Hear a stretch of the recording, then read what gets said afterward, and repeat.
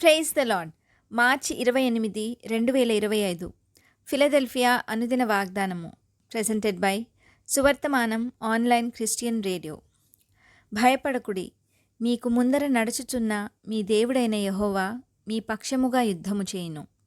ద్వితీయోపదేశకాండము 1:29, 30, 31. ప్రార్థన. కనికరము గల దేవా, సమస్త శరీరాత్మలకు దేవుడయ్యున్నవాడా, మార్పు లేనివాడవైన యెహోవా, శాశ్వతమైన ప్రేమతో మిమ్మును ప్రేమించితిని, అందువలన విడువక కృపచూపుచున్నానని సెలవిచ్చిన దేవా, మీకే మహిమ కలుగునుగాక.